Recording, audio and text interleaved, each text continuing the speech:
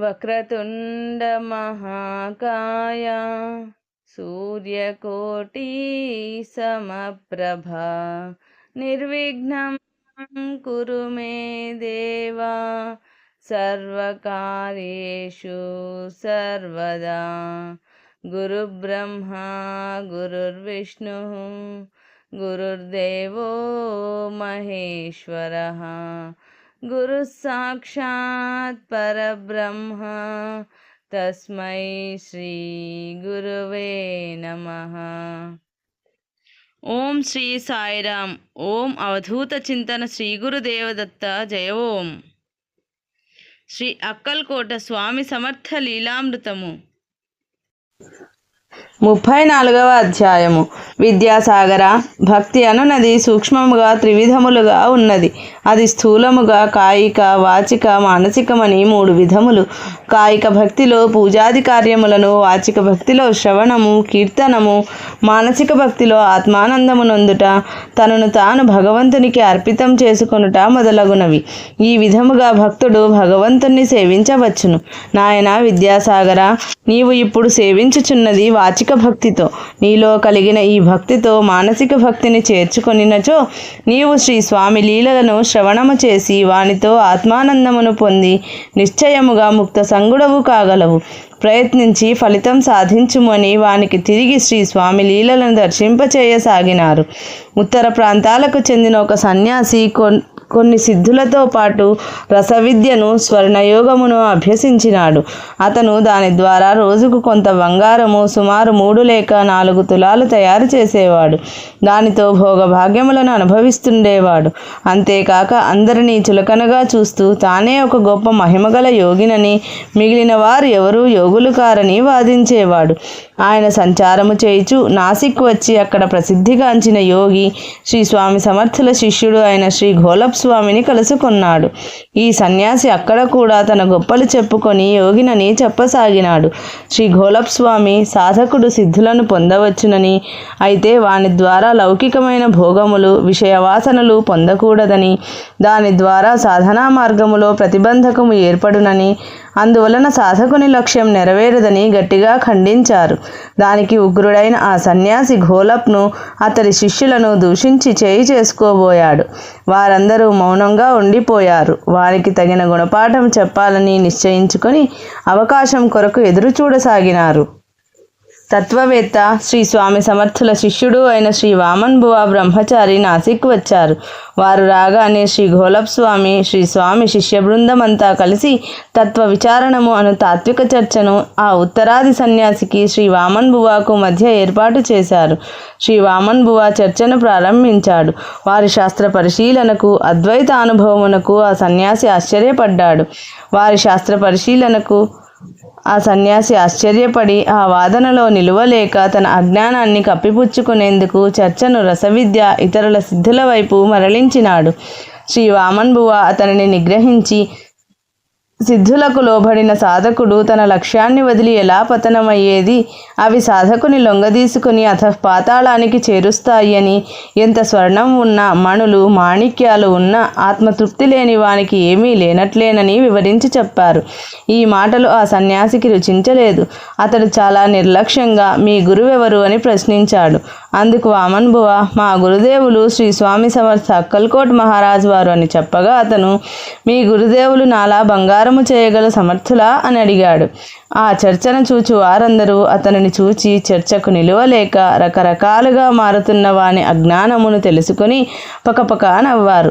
వామన్ బువా, నీతో ఏమి చెప్పినా, ఏమి వాదించినా ప్రయోజనం లేదు. అందువలన నీకు మేలు జరగాలంటే తక్షణం శ్రీ స్వామి సమర్థులను దర్శించుకొని ఆయన ఆశీర్వాదము కొరకు వేడుకో అని చెప్పారు.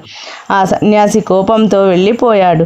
ఆ మరుసటి రోజు అతను బంగారము తయారు చేయ పూనుకున్నప్పుడు బంగారమునకు బదులు బొగ్గు వచ్చినది. అతను ఎన్నిసార్లు ప్రయత్నించినా ఫలితం లేకపోయింది. దానితో వామన్ బువా ఏమియో తంత్రములను తనపై ప్రయోగించినాడని, అందువలన తన విద్యా ఫలితమును ఇవ్వలేదని కోపంతో వామన్ బువా దగ్గరికెళ్ళి నిందించి ఒక పెద్ద రాయిని తీసుకుని వామన్ బువాపై విసిరాడు. ఆ సమయంలో వామన్ బువా, ఘోలప్ స్వామి మొదలగు వారు శ్రీ స్వామి అక్కల్కోట మహారాజు వారి నామ సంకీర్తనలో ఉన్నారు. వారు ఆ ఆనంద పారవశ్యంలో ఈ సన్యాసి రాకను గుర్తించనే లేదు. కానీ చిత్రంగా ఆ రాయి తిరిగి వచ్చి సన్యాసికే తగిలినది. అతనికి తీవ్రమైన గాయం అయినది. దానితో అతను పెనుకేక పెట్టి స్పృహ కోల్పోయాడు. వామన్ బువా ఘోలప్ స్వామి మున్నగు వారు వైద్యము చేయగా అతనికి స్పృహ వచ్చినది. ఈ అద్భుత లీలను చూచి ఆ సన్యాసి తన తప్పును తెలుసుకొని పశ్చాత్తాపపడి వామన్ బువా ఘోలప్ స్వామి ఆయన శిష్య బృందానికి క్షమాపణలు చెప్పుకొన్నాడు. వారు చెప్పినదంతా తన మేలు కొరకేనని గ్రహించాడు. దీనితో అతని మనస్సులో పూర్తి పరివర్తన వచ్చినది. కంట నీరు పెట్టి శ్రీ వామన బువాను ఘోలప్ స్వామిని కౌగిలించుకొన్నాడు. శ్రీ స్వామి గొప్పతనమును అంగీకరించి వారి గురువు శ్రీ స్వామి సమర్థ అక్కల్కోట మహారాజ్ వారు చాలా గొప్ప మహానుభావుడని గ్రహించి ఆయనను దర్శనం చేసుకొనవలెనని ఆ మరుసటి రోజున అక్కల్కోటకు బయలుదేరాడు. అక్కల్కోట చేరిన ఆ సమయంలో శ్రీ స్వామి సమర్థుల దర్బారులో నామ సంకీర్తనము జరుగుచున్నది. శ్రీ స్వామి ఒక మూల పిల్లవాడిలాగా ఆడుకొనుచున్నారు. సన్యాసి వారి దగ్గరికెళ్ళి భక్తితో పాదాభివందనం చేశాడు. శ్రీ స్వామి అతని కేసి చూసి, పనికి మాలిన వెధవా, అంత గర్వమా? వారి మీద రాయి విసురుతావా? బంగారం చేయబోతే బూడిద వచ్చింది కదూ, వెళ్ళి చావలేకపోయావా? నీకు స్వర్ణయోగం కావాలా? అయితే ఆ చెట్టు కేసు చూడు అని చూపించి శ్రీ స్వామి తన పొట్టను 2 చేతులతో పట్టుకొని గట్టిగా నవ్వసాగారు. శ్రీ స్వామి చూపించిన ఒక వేప చెట్టు నిలువెల్లా బంగారమై ఉండటం చూచి ఆ సన్యాసి నివ్వెరపోయాడు. తన అహంకారం అణిగి శ్రీ స్వామిని క్షమించమని కోరి పాదాభివందనం చేశాడు. ఆ తరువాత అతను భక్తితోనూ విశ్వాసముతోనూ శ్రద్ధగా 5 రోజులు శ్రీ స్వామిని సేవించాడు. అప్పుడు శ్రీ స్వామి వారిని ఆశీర్వదించి ఒక జింక చర్మము, కాషాయ వస్త్రము అతనికి ఇచ్చి మాహుర్గడ వెళ్ళి అక్కడ సంతోషంగా ఉండు అన్నారు. సన్యాసి వారి ఆజ్ఞను అనుసరించాడు. మాహుర్గడ వెళ్ళి అక్కడ జీవించసాగినాడు. యోగిగా పేరుగాంచినాడు. విద్యాసాగర, ఈ సన్యాసి కథ యోగ సాధకులందరికీ ఒక హెచ్చరిక.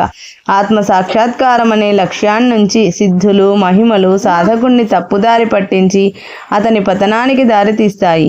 ఈ విషయమునే శ్రీ స్వామి సమర్థులు ఆ సన్యాసి వచ్చిన రోజు సాయంత్రం భక్తులకు వివరించారు. అక్కల్కోటలోనే జోషి అనే పండితుడు ఉండేవాడు. అతని ఇంట్లో నిత్యము సత్సంగము జరిగేది. దానిలో అతని స్నేహితులు కొందరు జిజ్ఞాసులు పాల్గొనేవారు. జోషి అనేక ఆధ్యాత్మిక గ్రంథములను వరుసగా చదివి అందరికీ అందులోని భావములను విశదీకరించి చెప్పేవాడు. వారు కొద్ది రోజులుగా పంచదశి అనే వేదాంత గ్రంథము శ్రీ విద్యారణ్య స్వాముల వారి రచన చదివి దానిలోని అర్థములను సరళమైన భాషలో వివరిస్తూ ఉండేవాడు. ఆనాడు వారికి ఒక శ్లోకమునకు సరి అయిన అర్థము స్ఫురించలేదు. దానితో అంతరాయము కలిగినది. వారికి ఆనాడు వచ్చిన జటిలమైన శ్లోకం ద్వైతావజ్ఞ సుస్థితా చేద ద్వైతేధిః స్థిరా భవతే స్థైర్యే తస్యాహ పుమానేష జీవన్ముక్త ఇతీర్యతే. వారందరూ సత్సంగమును ఆపి శ్రీ స్వామి దర్శనానికి వెళ్ళారు. వీరు వచ్చి కూర్చోగానే శ్రీ స్వామి తన ముందున్న భక్తులందరినీ కూర్చోమని జోషిని, ఆ స్వర్ణయోగ సన్యాసిని ఇద్దరి వైపు చూచి నవ్వుతూ భక్తులందరి వైపు తిరిగి, ద్వైతమును వదిలి అద్వైతమును ఆశ్రయించిన జ్ఞాని సముద్రతత్వమును పొంది ఉండాలి. అనగా సముద్రము నదీ జలమును కానీ వర్షపు నీటిని కానీ ఎన్నడూ కోరదు. అవి ఏ దైవికముగా వచ్చి చేరును. అవి వచ్చి చేరినను చేరకున్నను సముద్రము నిశ్చలంగా ఉండును. జ్ఞాని కూడా అట్లే ఉండవలెను. జ్ఞానమును పొందినవాడు ఏ విషయములను కోరడు. నిత్య వ్యవహారముల వలన ఒకవేళ దైవికముగా శబ్దాది విషయములు తటస్థించినను వానిచే అతను ఏమాత్రము తొణకక నిర్వికారుడై ఉండును. ఇట్టి వానినే సముద్ర గంభీరుడు అంటారు. ఈ సంస్కారం స్థిరమైనప్పుడు ఆ స్థితిలో ఉండు పురుషుణ్ణి జీవన్ముక్తుడని అంటారు. అద్వైత సంస్కారమును పొంది కూడా ఆ లక్ష్యము స్థిరముగా లేనప్పుడు మహోన్నతమైన సాధకుడు కూడా జీవన్ముక్తుడు కాలేడు. అంత్యకాలము వరకు అట్టి స్థితి అందున్నవాడు మోక్షమును పొందును. కావుననే మహాత్ముల జనన కాలము నుండి శరీరమును త్యాగము చేయు వరకు ఈ స్థితిలోనే నిశ్చయులై ఉందురు. ఈ విధంగా వారందరికీ వేదాంత బోధ చేశారు. ఆశ్చర్యము! ఆ చేసిన బోధంతా ఆ శ్లోకానికి వ్యాఖ్యానము. జోషి మున్నగు భక్తులు ఆ చక్కటి వ్యాఖ్యానమును విని ఆనందపరవశులైనారు. స్వర్ణయోగ సన్యాసి ఆ హితబోధ అంతా తనకే అనుకొని భావించినాడు. జోషి మున్నగు భక్తులు ఆ శ్లోకానికి అర్థము చెప్పి వారి సత్సంగములో కలిగిన ఆటంకమును తొలగించినారని, తమ మనస్సులోని ఆలోచనలను గ్రహించి ఈ విధముగా తెలియజేశారని శ్రీ స్వామివారి సర్వజ్ఞత్వానికి ఎంతో విస్మయం చెందారు. శ్రీ స్వామివారు భక్తుల పాలిట కల్పవృక్షమని, వారిని ఏ కోరిక కోరకున్నను భక్తుల మనోభావముల నెరిగి వారికన్నీ సమకూర్చుతారని భావించినారు.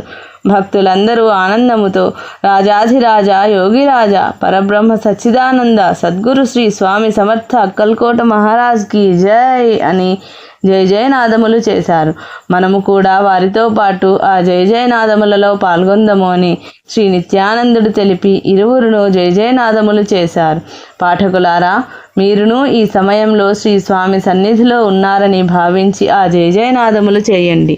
విద్యాసాగరుడు ఈ కథను విని, గురుదేవ, సాధకుడు మహోన్నతమైన సాధన చేసి అద్వైత సంస్కారమును పొంది కూడా జీవన్ముక్తుడై అంత్యకాలం వరకు ఆ స్థితిలో ఉండలేడా? అటులో ఉండలేకపోయిన వారు ఈ కాలములో స్వర్ణయోగ సన్యాసి లాంటి వారు ఉన్నారని తెలుపుచున్నారు. పురాణ ప్రశస్తి నొందిన వారు ఎవరైనా ఉన్నారా? అలాంటి వారి చరిత్రను తెలుపండి అని ప్రార్థించెను. అంతటా నిత్యానందుడు మహదానందపడి, భళి విద్యాసాగరా, చాలా చక్కటి ప్రశ్న వేశావు. నీవు అడిగితే గుర్తుకు వస్తున్నది. మహోన్నతుడైన సాధకుడు తపస్వి అయిన సౌభరి అనే మహర్షి ఈ స్థితినే పొందాడు. ఋగ్వేద తత్వ పురుషుడైన దయామూర్తి అగు సౌభరి మహర్షి చరిత్ర వేద పురాణ ఉపనిషదాదులలో కలదు. వీరు బృందావన సమీపంలో కాళింది నదీ తీరమున గల రమణక ద్వీపమునందు నివసించుచుండెడివారు. సౌభరి మహర్షి యమునా నదీ జలములో సమాధిస్థుడై అనేక సంవత్సరములుగా తపస్సు చేయుచుండెను. ఆ జలములోనే అనేక సంవత్సరముల నుండి జీవించు సంబదమును మత్స్యరాజు తన పరివారముతో మహావైభవంగా తిరుగుచుండుట చూచి అతను మనస్సులో ఏమి ఈ మత్స్యరాజు మహానంద వైభవము అని ఆశ్చర్యపడి భార్యలతో సంతానముతోనూ మనుషులు మనవరాండ్రతో గల అతి పెద్దదైన పరివారం అతనిని సేవించుచుండగా ఎంతటి సంతోషము పొందుచున్నదో కదా! నా వంటి బికారికి ఇట్టి సంతోషము ఎట్లు లభించగలదు అని మనసులో తలంచుకొని తాను గృహస్థ జీవితమును పొందవలనని తలచి జలము నుండి బయటకు వచ్చెను. తనకు భార్య కాగల కన్యను పొందుటకు ఎవరైతే బాగుండునాయని మనస్సులో తలంచగా అయోధ్య నగరాధిపతి మాంధాత చక్రవర్తి కుమార్తెలు గోచరించిరి.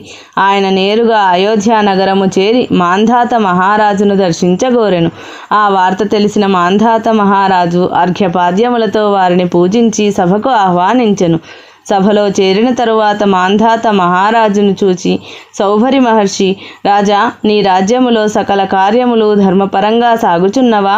జనులు అతిథి అభ్యాగతి సేవతోనూ, శిష్యులు గురుపూజలతో, సతులు పతిసేవలలోనూ, సేవకులు యజమాని సేవలోనూ ధర్మవర్తనులై మెలుగుచున్నారా? నీవు నీ మంత్రులు పురుషార్థపరంగా మెలుగుచున్నారా? వర్షములు సకాలంలో కురిసి పాడి పంటలకు మేలు కలిగిస్తున్నాయి కదా అని అతని యోగక్షేమములను, రాజ్యాధి విషయములను విచారించెను. రాజు వారి పలుకులకు సంతసించి వినయముతో, మీ వంటి తాపసుల ఆశీస్సుల వలన ఈ రాజ్యములో అన్ని విధాలా ధర్మపరులై ప్రజలు జీవించుచున్నారు. వర్షములు ప్రకృతి సరియైన విధమున అనుకూలముగా ఉండుట చేత పాడి పంటలు సమృద్ధిగా లభించుచున్నవి. నేను నా మంత్రులు ప్రతిక్షణం జాగరూకులమై ధర్మార్థ కామ మోక్షములను పొందుటకు ప్రయత్నించుచున్నాము. యజ్ఞయాగాదులతో దేవతలను, సేవాది కార్యములతో గురువులను సంతృప్తిపరచుచున్నాము. ఓ మహాత్మా, తాము అనేక సంవత్సరాలుగా యమునా నదీ జలములో తపోనిష్ఠులమై ఉన్నారని విన్నాము. అటువంటి తాము మా అదృష్టవశమున ఈ రాజ్యములో అడుగిడినారు. మీ దర్శనము చేత, మీ పాదస్పర్శ చేత మా జీవితములు ధన్యములైనవి. ఈ సేవకుడు మీకు చేయవలసిన కార్యం ఏదేని కలదా ఆదేశించండి. మాకు మీ సేవ చేయి భాగ్యం కలిగించండి అని ప్రార్థించెను.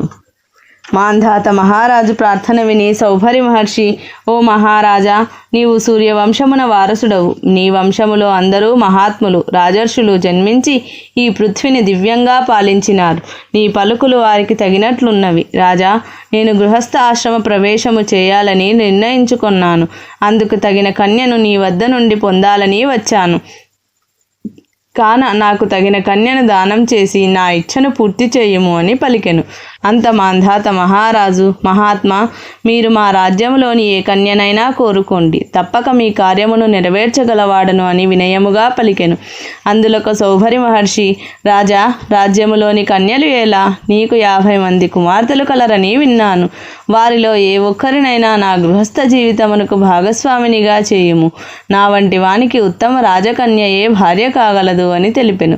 దానికి మాంధాత ఆశ్చర్యపడి, ఇటువంటి వయోవృద్ధునకి నా కుమార్తెలలో ఒకరిని ఇవ్వలేనని పలికినచో తాపసి కోపగించునేమో అనుకొని మనసులో విచారించి, తాపసోత్తమ, నిస్సంకోచంగా మా కుమార్తెలలో ఎవరైనా మీతో జీవనమునకు ఇష్టపడినచో తప్పక వారితో వివాహం జరపగలను అని తెలిపి వారిని అంతఃపురంలోకి తీసుకొని వెళ్ళెను. సౌభరి మహర్షి రాజకన్యలు తన రూపమును చూచి వరించరేమోనని తలచి తన తపశ్శక్తి వలన వారికి తాను దివ్యమైన శృంగార పురుషునిగా కనిపించున్నట్లుగా చేసుకొనెను. మాంధాత అంతఃపురంలోనికి వెళ్ళి తన కుమార్తెలను పిలిచి మహర్షి సంకల్పం తెలిపి, మీలో ఎవరైనా ఇష్టపడినచో వారికి ఇవ్వగలను అని తెలిపెను. తండ్రి వాక్కులు విని వారు ఆ మహర్షిని చూచిరి. వారికి తపోబలం వలన ఆ మహర్షి అతి సుందరునిగా, మనోహరునిగా కనిపించెను. వారు ఆ సమ్మోహన రూపమును చూచినంతనే ఒక్కసారిగా అందరూ నేను వివాహము చేసుకుంటాను అని పలికారు. మాంధాత ఆశ్చర్యముతో వికారమైన మహర్షి రూపమును చూచి తన బిడ్డలు మేము చేసుకోమని అంటారనుకుంటే అందరూ అతనినే చేసుకుంటామని అంటున్నారే, ఏం చేయగలం? ఇదంతా విధి సంకల్పం అని వారినందరినీ ఇచ్చి సౌభరి మహర్షికి అత్యంత వైభవంగా వివాహం చేశాడు. సౌభరి భార్యలందరినీ వెంట పెట్టుకుని ప్రయాణమై యమునా నదీ తీరం చేరుకుని తన తపోబలంతో సుందరమైన నగరం సృష్టించినారు. సేవకులను, పరివారములను సృష్టించారు. ఆ సుందర నగరంలో తన భార్యలతో క్రీడించసాగినాడు. కొలది కాలమునకు వారికి అనేక మంది సంతానము కలిగిరి. తిరిగి ఆ సంతానమునకు వివాహాలు కాగా వారికి సంతానములు కలిగిరి. సౌభరికి పుత్రులు, పుత్రికలు, పౌత్రులు, పౌత్రికలు అనేక మంది కలిగిరి. వారందరూ 5,000 మంది అయ్యారు. వారందరితో ఆనందంగా కాలము గడుపుచుండగా ఒకనాడు సౌభరికి మనసులో తత్వ విచారణ కలిగినది. ఔరా, నేనెట్టి పనిని చేసి తిని అని తలచి తత్వదృష్టి కలవాడై సంసార చక్రమును గూర్చి పరిపరి విధములుగా హృదయమున విచారించుచుండెను. సంసారమునందు మునిగి సర్వమును మరచి వ్యామోహమున పడుట ఆశ్చర్యమని, కోరికలను సమాప్తి అనున్నది 10,000 సంవత్సరాలకైనా ఉండదు. ఒక కోరిక తీరగా మరొక కోరిక పుట్టుచూనే ఉండును. పిల్లలు పుట్టు వరకు గృహస్థాశ్రమములో ఉండాలని అనుకొంటిని. కానీ పిల్లలు పుట్టిన పిదప వారు పెరిగి పెద్దవారగు వరకు ఉండాలనే కోరిక కలిగినది. అటు పిమ్మట వారికి కూడా వివాహము చేసి సంసారమును వదలవలనని కోరుకొంటిని. కానీ వారి వివాహములైనప్పుడు వారి పిల్లలను కూడా చూడవలనని కోరిక ఉదయించెను.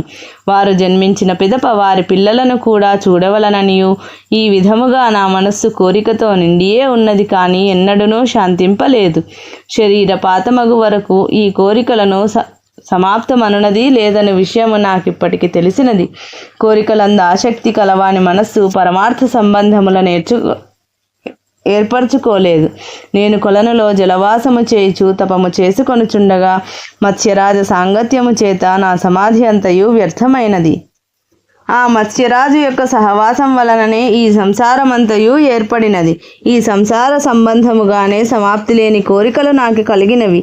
యతులకు సంగరాహిత్యమే మోక్షహేతువని అంటారు కదా. సంగము వలన పుట్టిన అనేక దోషములే ఆరూఢ యోగి అయినను అధఃపతితుని చేయును. ఇంకా అల్పశక్తి గల ఆరురుక్షయోగి సంగము చేత భ్రష్టుడగునని వేరుగా చెప్పనక్కరలేదు అని విచారించి సౌభరి మహర్షి తమ సంతానమును విడిచి భార్యలతో కలిసి తపోలోకములకు వెళ్ళాడు. అచ్చట అఖండమైన దీక్షతో తీవ్రమైన తపమును చేసి తిరిగి తన పూర్వస్థితిని పొంది జీవన్ముక్తుడైనాడు. విద్యాసాగర, విన్నావు కదా, నీవును జాగరూకుడవై ఉండి సాధన చేసి జీవన్ముక్తుడవు కావలెను అని ఆశీర్వదించినారు. ఇల్లంటావు, నీ ఇల్లు అంటావు, ఇల్లెక్కడున్నదే చిలక? వల్లకాటిలోన 3 అడుగుల నేల నీది కాదటే చిలక. నాది నాదంటావు, నా వారు అంటావు, నీ వారు ఎవ్వరే చిలక? వెళ్ళిపోయేనాడు వల్లకాటి వరకే నీవారి బంధాలు చిలక. ఇది విద్యాసాగర శ్రీ నిత్యానంద యోగి సంవాద రూపమున శ్రీ దత్తాత్రేయ సంప్రదాయ శిష్య పరంపరలోని శ్రీ శ్రీ శ్రీ స్వామి విఠలానంద సరస్వతి మహారాజ్ విరచిత శ్రీ అక్కల్కోట స్వామి సమర్థ లీలామృతము 34వ అధ్యాయము సంపూర్ణం.